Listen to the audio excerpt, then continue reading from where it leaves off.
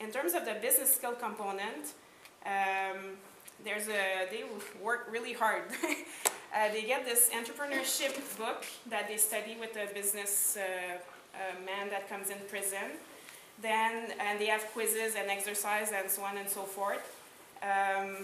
Then they design their 10-page business plan, and that's a big component of the program. I have a sample here, like a real one that won the best business plan in class 8. So I'll just pass things around, like if you want to flip through it, to give you an idea. So that's a major focus of their program. They get to refine it up to graduation.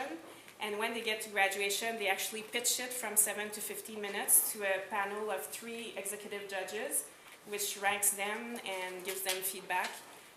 And then the business plan winner gets rewarded rewarded with a title, I guess, at graduation. So other things that they do is they learn Microsoft Office programs, they learn to type, they get weekly updates on financial matters in the free world.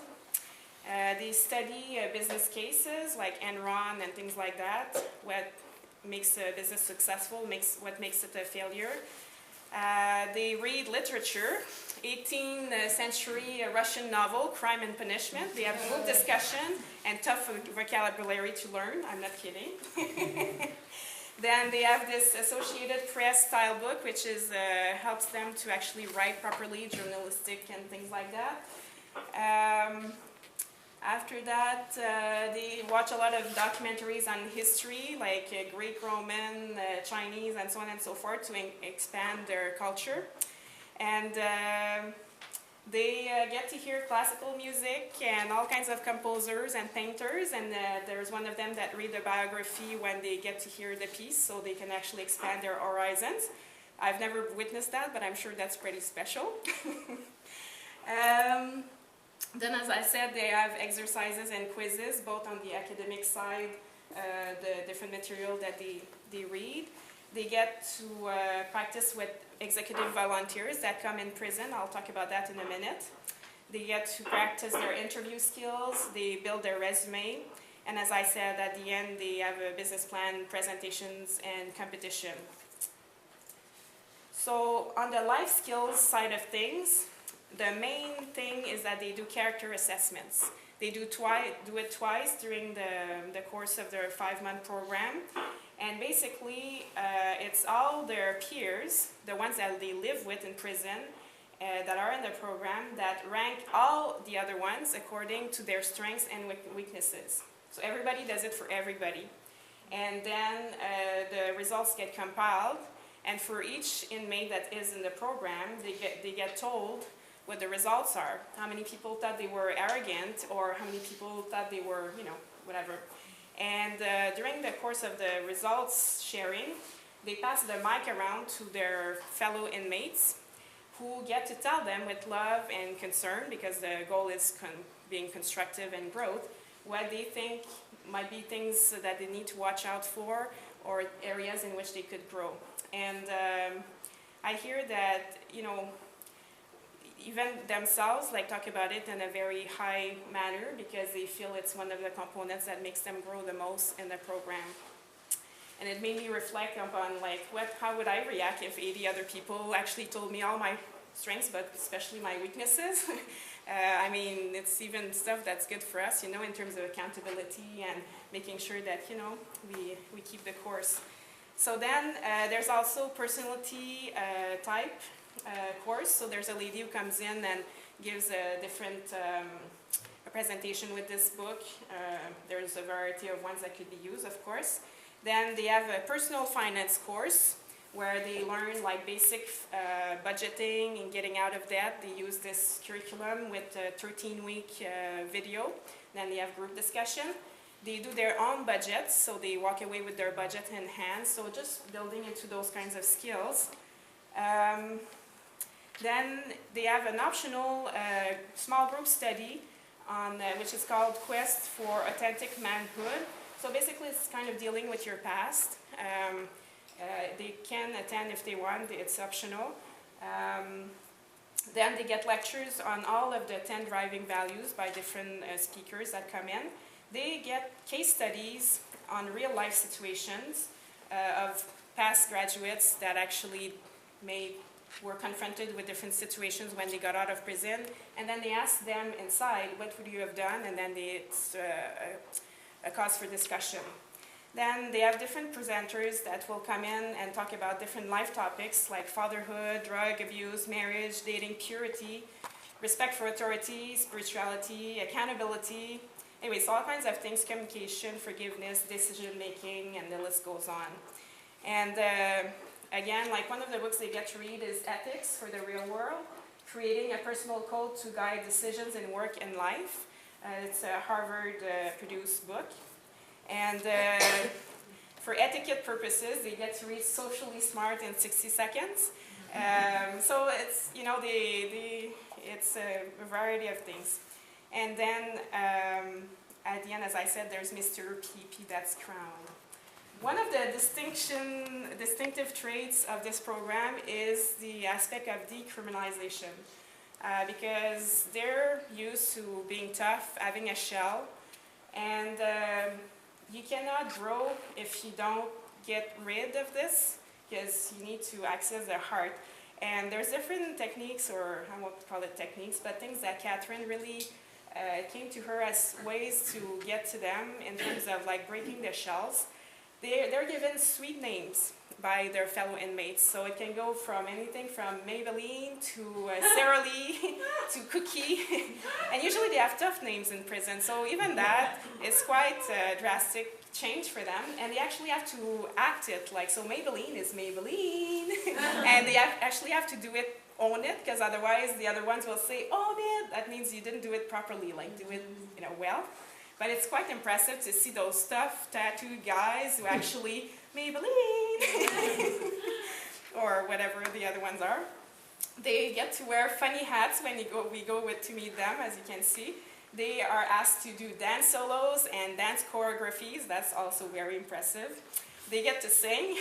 They do games. They give hugs. Usually when you go into a prison, the first thing they do is get into your cell and beat you up, and that's going to determine your rank in the prison.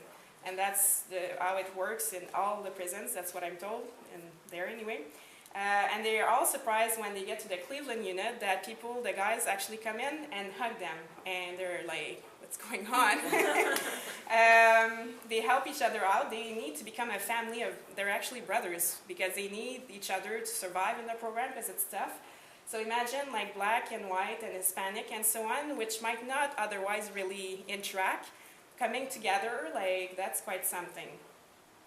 They get to do push-ups in the figurative sense, statements of affirmation. They get to share their life account, 10 to 15 minutes, so they take turns throughout the program.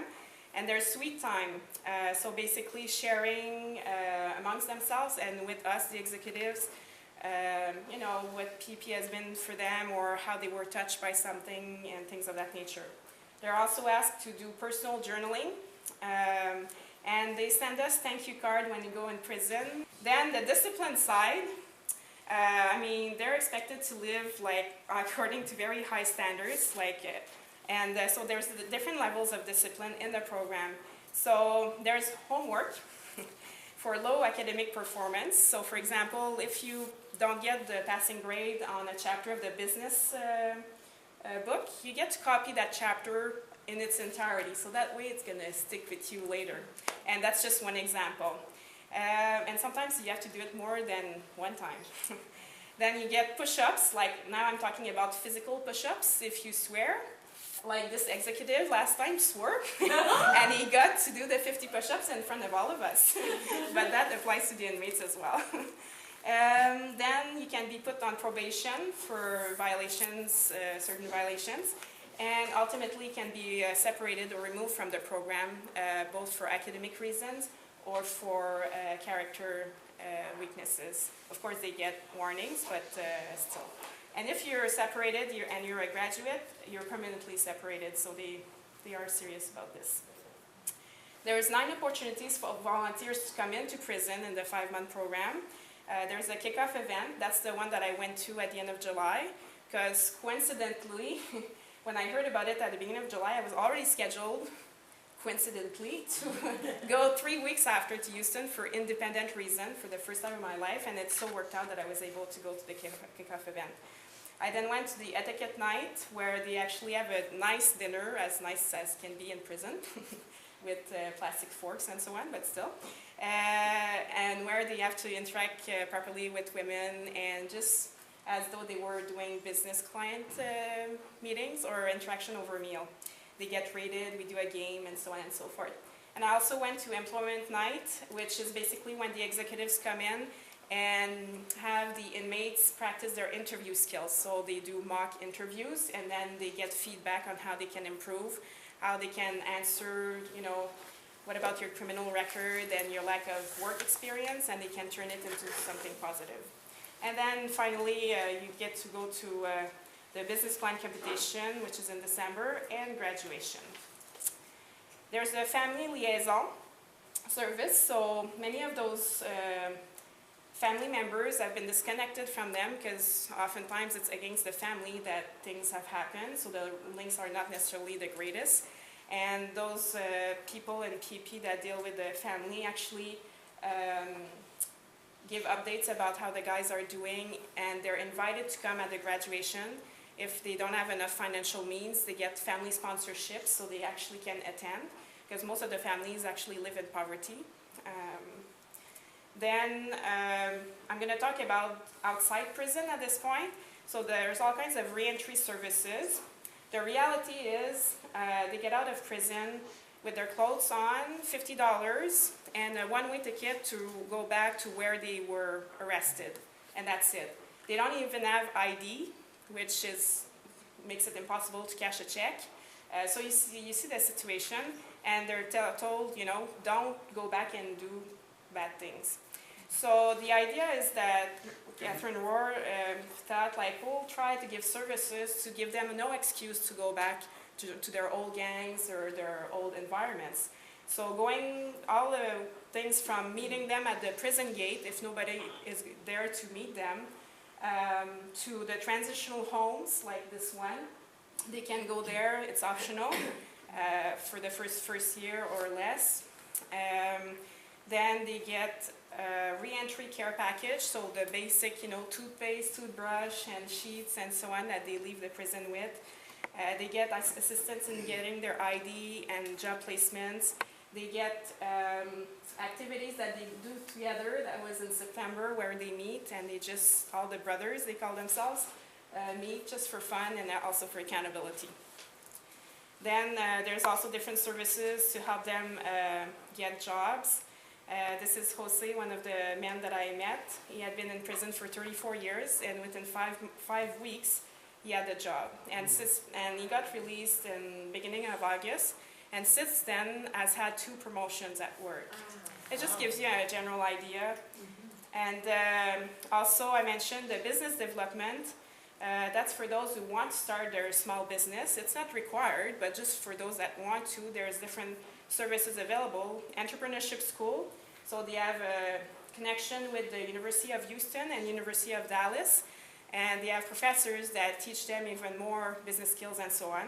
They can get executive mentors, both for business and life mentoring, and different kinds of financing.